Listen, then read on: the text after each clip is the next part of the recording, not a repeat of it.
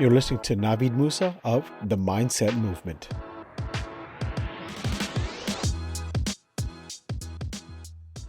Hey guys, Navid Moosa here from the Mindset Movement, the podcast. Hope you've been enjoying the content that we've been providing for you guys. We decided to change it up a little bit here. So in the past, I've done some educational pieces, but I was recently approached by a group of investors who wanted to have a more intimate setting, if you will, about learning about my path of how I got where I am now. And then they wanted to have a little Q&A section at the end. So what we did was just that. We basically rented a small little office area and we got together and I told them my story, my path. And afterwards we had a Q&A session of whatever they wanted to talk about, and nothing was off limits. So this is part one. Hope you enjoy it. It's a total of 8 parts. The first 4 parts is going to be actually where I'm speaking to the group, and then the last 4 parts is going to be the Q&A session, if you will. So enjoy this part one of me. All right, guys, we're much clearer. Thank you, Caesar, very much. Thanks, Michelle, for having this. As they said, my name is Navid Moosa. Real quick about the charity. The charity is the CARE Foundation, KHIAR. It's basically it's a world foundation, if you will, but there's a branch in the Phoenixville area, Montgomery County, and we're building a mosque. I'm a practicing Muslim, and we have a mosque being built there. We've already purchased the land, and now we're building like a 30,000 square foot facility to have a school, indoor facility for the kids and stuff like that and whatever. So the donations are really going for the construction of it to provide an Islamic school there, after school program, but it's all open to the general public regardless of your faith. So that is, in a nutshell, what the charity is about. As far as myself, I've been in real estate since 2000, so for 20 plus years. I'm gonna give you a little quick background, family background, not too much, just to kind of give you the story of the grit of the foundation of my business, which I spoke at some other event. So I'll take another step back. My why for doing this is several reasons. I suck at public speaking, so I need to get better at it. So I'm getting out of my comfort zone. I see a lot of people have a very short success, and I'm happy for them, but they'll sell or flip one house or do a wholesale deal, and then they feel they can have a master class or a mastermind group, and they just want to go forward with that. And I'm glad you're having success in some of you that they're doing. That's awesome. But those same people, if adversity hits, they can't guide you to those things. And that's when it counts. It's the adversity that kind of shapes you. Anyone can go on YouTube and learn how to flip a home, really wholesale a deal or become a property manager or whatever it is. But once you go through it, when you hit the hard times, when you hit the tenants who don't pay, the contractors who take your money and run, and the wholesale deal where the buyer backs out, well, how do you handle those, right? So for many, many years, I kind of sat by the sidelines and would just pull my hair when I had it. And it was like, this is driving me nuts. How can you do this? Like, how can you tell these people you're this, yeah, you had success, but you haven't gone through a lot of this stuff, you know? So that's my why of doing this, is also that you guys are gonna go through some, can I curse? Yeah. Okay, you're gonna go through some shit. You're gonna go through some serious shit here, left and right. And I hope you don't. But a part of me kind of hopes you do a little bit, because that's how you're really gonna learn. You know, it's not out of a bad place, it's just kind of like, see, but that's how you learn and grow. No matter if you're a 5-year-old kid or a 50-year-old kid, that's how we all learn and grow. So, my family background. I'm first generation here, born in this country. My family is from Uganda, Africa. They came here in 72. The terms of them coming over were pretty simple and direct. You have 90 days to leave the country, or you're basically shot on the 91st day and you're left here for dead. And the story behind that is, if you were not from a certain tribe, you couldn't stay. And if you were from that tribe, you could stay. And so my mother was expecting son number 6 at the time. And so in October, roughly the fall season, they left in 72. My father went to Italy via Red Cross. My mother had family in the UK, so she was able to go to the UK with all the kids. And then March, April, roughly of 73, Red Cross got them together. A church sponsored my family in Carlisle to come to Harrisburg. So that's how we made it here to this country over here. My father and mom built a business of hotels and restaurants, and they had lost everything. They needed to leave Uganda, with only one suitcase per person, the money in the house, the money you had in your pocket, any assets were seized, businesses, cars, houses, and whatever clothes you couldn't fit in the one suitcase, you didn't get it.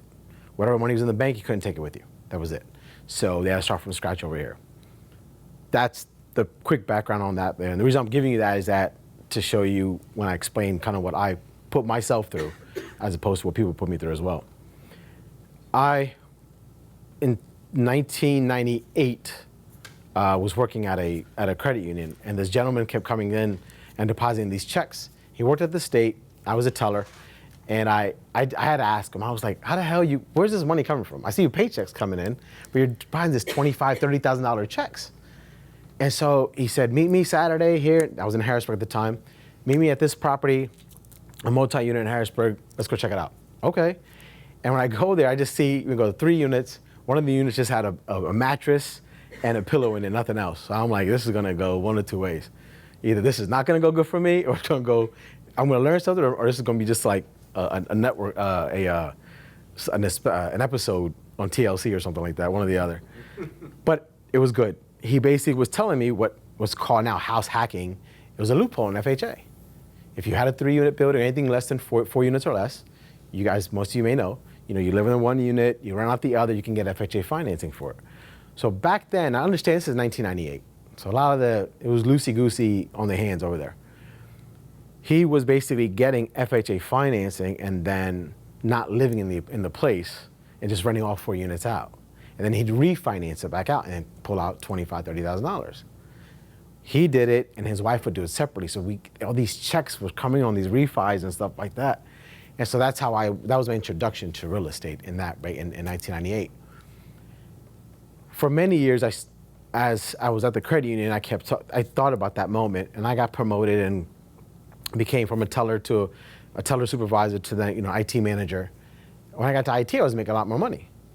But in normal fashion, like most of us, more money, we spend more, right? We increase our living, we make more money, and it's like, okay, well, this car is no longer good, this car is better. These clothes are no longer good, it's over here. So, and I'm like, no, I'm gonna be different. I'm gonna go ahead and I'm gonna invest in real estate. The problem was I was a lazy mofo. I really wanted to do all the work that was involved. Although he told me that it was, hey, just put a mattress in and get a refinance to get a check back. What he didn't tell me, and what I didn't ask, was the renovation side of the stuff. For those who flip, we all know the horrors of a contractor and renovations. So I decide I'm not gonna be the statistic, and then because I got a better job, just dump all this money out into cars and clothing and going out and stuff like that. I was like, oh, I'm gonna get into real estate.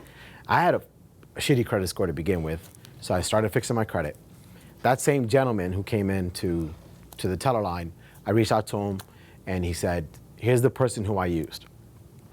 I met with them, talked with them. They were a one-stop shop. They were private money lenders, contractors, and lenders for refinancing out. And they were wholesalers too. So I just went to them, I said, here's what I'm looking for. They would find the property, renovate it for me, and refi it out and give me everything. And it was like no money at all. I'm like, oh, this is great. It was great on paper. I was getting a 3-unit building, 2 blocks from the governor's mansion in downtown Harrisburg, all in for $125,000. And I was getting an $8,000 check back at closing, right? So for the most part, it looked good. Until stuff started happening in the building that I didn't know would happen to a building. And when you tell me I'm getting a turnkey building, I'm thinking it's perfect. For the next 30 years, I have to do nothing to it, right? That's not the case. I ended up staying in the middle unit. Moved, I was 25 at the time. Stayed in the middle unit. I rented out the first floor to someone who worked at the credit union, and I rented out the 3rd floor to a family member. Next thing you know, it's, I don't know, 9, 10 o'clock at night, I get on the door, it's the tenant from the 1st floor. Hey, my lights don't work. I'm like, oh, maybe it's just the bulb. Go to the bulb in, it's not the bulb. So I go to the light switch, and I still remember, I go to the light switch, and it pushes in. I go to turn it on, it just doof. I'm like, what? And I put my hand on it like this, and the whole wall is just going like that. And I'm like, wait a minute. So I'm like, give me a minute. So I go, should I get the screwdriver, take it out, look at it. And it's nothing but cigarette paper and papers and shavings of the floor and then drywall just shoved back in there as their installation point and stuff like that. And I'm like, okay, it's 9 o'clock at night. I can't get anyone, stuff like that. So I told her, I said, you can have my place. I'm gonna go back to my mom's. So I went home, I gave her my place until I can get it fixed. Of course, I'm just gonna make some dates up here. Basically, we settled on February 1st. She moved in March 1st. And these problems happened like March 3rd, for example. It was really, really close time frame. So I called the person who found me the deal, that gave me the lending and all the contracting. I called them up and said, hey, what's going on here? He was like, oh, no, they're good. And I'm like, no, they're not good. You need to come see this. Now, this is before iPhones, guys. You understand? We had the flip phones, yeah, the Nextels. So there was no FaceTiming. There was no to send me a picture. And there wasn't those things. It was like, no, you got to come, set a meeting, come check it out, all that kind of things. So very ironically, they could never make a meeting that I wanted to show them the place. Oh, we're busy. Oh, I forgot. Oh, I got held up. I don't want to say I was naive. I want to say I was stupid. And I was scared. Because my ego and my pride refused to actually admit what was going on. I knew I was getting scammed. I knew it. But I didn't want to admit it. If I admit I was getting scammed, then I was admitting to my dad that he was right. I should never bought the place. Right? So I'm like, okay. Oh, yeah, I understand life gets, okay, that's fine. Let me know. They never came back out. They never did. So I called them, like, I'm blessed to have 6 older brothers.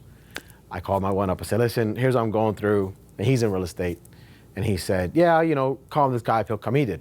Gentleman came out, helped me out. Before I know it, that one light switch was a $15,000 electrical issue on the whole building, which I would have paid double more because it was a fire hazard waiting to happen. And to make matters worse, during the discovery of this issue, we go to the basement to look at the electrical box. There's asbestos from side to side on every single pipe. How did I get a Clear City letter? Back then, the city was inspecting every property for asbestos, for wiring, and you had to have it signed off by somebody. I didn't sign it, right? So how did it get through city codes? I'm like, all right. So I'm like, I got to figure out how to get rid of this. Got the electrical problem done. And then I'm like, okay, I told the tenants, I got to get this taken care of. That poor lady in the first floor, again, I was like, I'm going to put you up at a hotel. You can stay there for a couple of days. I get this stuff done. Now, not going to lie, I didn't go get a hired company. I got 2 of my friends. We put on some clothes from Kmart and some big ass gloves from Heckinger's. And we said, let's remove this stuff. And we put everything in plastic first thing we did was actually cut it. If I remember, we just cut it with a razor cutter and just cut it so it became loose and put lines down in it. That was the first thing. Then we wrapped everything in like 15 gauge trash bags and stuff like that and just removed everything down, every single pipe and stuff like that. When we were done, we looked like legit Ghostbusters. We were done out of there and stuff like that, and we were like, all right, we burned everything, got rid of it, and that was how we abated the asbestos back then. And at this point, I was like, real estate sucks. I'm never doing it again. I've had it. Let me sell this building. So I go back to the gentleman who screwed me over because I'm a jackass. And I said, can you find me a buyer? He said, oh, with all the damage here, you really can't sell this for worth. I'm like, you mother... And listen, you just said everything was fine. Now all of a sudden with all the damage in here that I sure as hell didn't cause, you think you're not gonna get. So I'm like, all right, whatever, dude, I'm out of here. So I kept it, and I ended up doing a lease option rent to own where I just said a gentleman I think in New Jersey, he basically just rented the whole building off of me, and that was it. That became another headache because I didn't consult anybody with that because I know everything. I'm 25 and I'm on top of the world. And I'm making $800 a week because I was the richest man in the world, right? $800 a week. So the refinance that I had done before I did this was only a refinance for the principal and the interest, not the taxes, okay? My note, I want to say it was like $800 and some odd dollars a month. So when I did the lease to own, I did it. I said, yeah, $800 a month. I wanted it gone. It went out of my head. My now wife, we just got engaged, so I wanted to relocate out to this area. And he was like, oh yeah, sure. So All I did was dollar for dollar. My mortgage payment's $800, for example. I just leased it to him for $800, not the taxes. No taxes included, insurance, exactly. So I'm getting the check, and then I stop getting the check, and so then same thing, he avoids me. I know he's avoiding me, and I know I should do something about it, but my ego said, no, it's okay, just maintain your business and your life up here. It kept eating me up. So I decided to go down there. I went and looked at the building. He ended up leasing the building apparently to one individual, a student, and the place was a mess. And the sewage had collapsed in the basement, so it was horrible. It was just a clusterfuck for the most part. Ended up going to foreclosure when it was all said and done, and I lost the place. Bought the place in 2000, I lost it in 2002, 2003 roughly. I was like, I'm done, real estate sucks, Carlton Sheets, you can kiss my ass, you guys forget, I'm done. So I just stayed in my bank job. Stayed in my circle, doing what I'm gonna do. My wife and I, we relocate up here. I get a job at another bank up this way. I managed about 43, 45 people. I was in the IT staff. I did online banking, ATM machines, payroll. I managed all the staff there. They were so sick and tired of me talking about real estate that they were like, you need to just go in sales. But my brother was the worst. He was like, I'm so sick and tired. So sick and tired that in 2005, February, he said, he just bought me the course. He said, here's your real estate class. He said, how much does it cost? Poley and Associates is where I took my course at. I was like, I don't know, it's like $500-600, something like that. And he was like, so I got a check in the mail, right? For like $500, whatever it was. He was like, that's your birthday gift. Go buy the goddamn course and stop talking about it. And just go get your real estate license. I'm like, okay. It's a very good investment for him because he's still weaning off that. He bought that course. I took the course, and my wife legit. So side note, my wife's sister and I are like brother and sisters. We can't stand each other and we love each other at the same time. But my wife knew that I was so unhappy. I mean, so unhappy at my job. And what really pushed me to the edge, if you will, was there was a position, a VP position at this bank. And everyone's like, you should go for it. I'm like, yeah, you're right. I mean, I looked at the qualifications. I'm like, this is a no-brainer. Now, mind you, when I applied at the bank, I didn't apply to be a manager for IT or anything like that. I just wanted to be the check sorter. The guy who sat there and just did the checks that went through the machine, that's it. I just wanted a mind-numbing job. I didn't want responsibilities. The whole real estate experience just put a bad taste in my mouth. I didn't want the responsibilities. I just want to get a job, get a paycheck, and that's it. This whole entrepreneur lifestyle and all that kind of stuff was bullshit. It doesn't exist. It doesn't exist for guys like me. It doesn't exist for people of color. It doesn't exist for people who are born in this country. It doesn't exist for any of that stuff. It doesn't exist for our family. So why? Let me just get a job, be a good dude, work at 7-Eleven, whatever, and then just do this shit. And that's it. That's where I was mentally. I didn't want any responsibilities at all. Life is funny this way. I applied for that job. They interviewed me, and the manager said, what the hell are you doing? So, what do you mean I'm applying for this job here? And she's like, no. I know you're applying for this job, but your resume doesn't line up with this job. She was like, I can't hire you. I'm like, I need a job. We just relocated. My wife wasn't working. I need to work now. She's like, no, give me a minute. So she puts me on ice. She sends me home. She says, you know what? I need you to go home. I said, excuse me? I didn't get that. She said, no. I just need you to go home, really think about if this is what you want, and I need to make some phone calls. But I'm going to give you a call. Are you tomorrow, 10 a.m. tomorrow? I'm like, yeah, I'll be available. She calls me the next day, and she says, listen, she's on the phone, and the vice president's on the phone of the bank. And they go, listen, you apply for this job, but we're creating this new e-services position, it was called. And this position was going to handle payroll for corporations, the web banking, online bill payment, ATM services, and mobile web banking as well. It's going to handle all that kind of stuff. We want you to run that division for us. And I'm like, that's a lot of responsibility. I don't want that. No. But then they're like, no, we can do this. We'll give you all these people. There's a meme out there we've seen, like a paycheck is a bribery to rob you of your dreams. And that's exactly what this was. They put a nice paycheck in front of me, what I thought was a nice paycheck for someone who's making nothing a day, so anything was nice. They put this paycheck in front of me. put this position in front of me. It was 9 to 5, no weekends, no evenings, nothing, no duties, no pager duties or anything like that. Yes, for those who are young enough, they were being called pagers back then. They dangled the carrot and I bit. I took it. It's all right, fine. Who am I saying no this? I took the job. Worst decision ever and best decision ever, all at the same time. Worst decision ever because I felt that I died. Best decision ever because I was getting paid. Here's why I felt that I died. My spirit of becoming that entrepreneur, I just killed it at that point in time. And I was okay with that financially because I was getting that paycheck. But I'm like, this isn't me, so I went to work every single day miserable. But I'm like, I'm soon to be married, want to start a family, so I got to do what I got to do, got to suck it up and just get this paycheck, and that's it. Damn my feelings and my dreams, right? Who the hell am I? I'm being selfish at that time. Hey guys, Navid Moosa here. So hope you enjoyed part one. Like I said, it's almost like an 8-part series. We broke it up into 4 and 4, and join us next week when we go into basically part 2. See you guys there. Thanks for listening.